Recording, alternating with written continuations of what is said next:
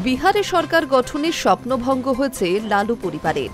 আরও একবার এ রাজ্যে ক্ষমতায় এসেছে এনডিএ। ক্ষমতা দখলের পরই এবার লালু পরিবারের বিরুদ্ধে কড়া পদক্ষেপ নীতিশ সরকারের, যার জেরে প্রায় 2 দশক পর এবার ঘরছাড়া হতে চলেছে লালুর পরিবার। পাটনার 10 সার্কুলার রোডের সরকারি বাংলো খালি করার নির্দেশ দেওয়া হয়েছে, যা এতদিন লালু পত্নী তথা প্রাক্তন মুখ্যমন্ত্রী রাবড়ি দেবীর নামে বরাদ্দ ছিল। আরজেডির রাজনৈতিক তৎপরতার মূল কেন্দ্র ছিল এই 10 সার্কুলার রোডের সরকারি বাংলো। রাবড়ি দেবীর নামে বরাদ্দ এই বাড়ি এবার খালি করে দেওয়ার নির্দেশ দেওয়া হয়েছে বিহারের বিল্ডিং কনস্ট্রাকশন ডিপার্টমেন্টের তরফে। নির্দেশে বলা হয়েছে, এনডিএ সরকারের নতুন মন্ত্রীদের জন্য আবাসন বরাদ্দ করতে হয়েছে। সেই কাজের জন্যই 10 সার্কুলার রোডের ওই বাড়ি খালি করতে বলা হয়েছে লালু পরিবারকে।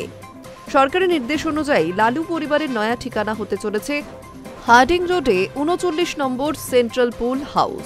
শুধু তাই নয়, লালুর বড় ছেলে তেজ প্রতাপকেও তার সরকারি বাড়ি ছেড়ে দেওয়ার নির্দেশ দেওয়া হয়েছে। তিনি বর্তমানে থাকেন 26 এম স্ট্র্যান্ড রোডের বাংলোতে। এই বাড়ি এনডিএ সরকারের তরফে দেওয়া হবে মন্ত্রী লক্ষেন্দ্র কুমার রোশনকে। এদিকে লালু পরিবারকে ঘরছাড়া করার ঘটনায় বিজেপির তরফে জানানো হয়েছে, নিয়ম মেনেই রাবড়ি দেবীকে তার বাংলো খালি করতে হচ্ছে। বিজেপি নেতা নীরজ কুমার লালু পরিবারকে কটাক্ষ করে বলেন, ওই পরিবারের রেকর্ড ভালো নয়, তাই বাড়ি খালি করার সময় কোনো সম্পত্তি নিয়ে যাওয়া হচ্ছে কিনা সেদিকে কড়া নজর রাখবে সরকার।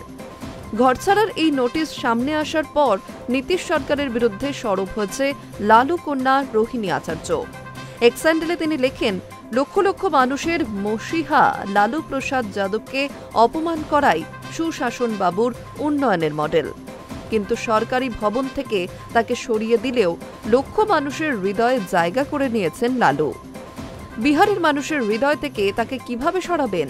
পাশাপাশি সরকারের কাছে তার আর্জি, লালুর স্বাস্থ্য ও রাজনৈতিক মর্যাদাকে সম্মান জানাক সরকার। Hi news network.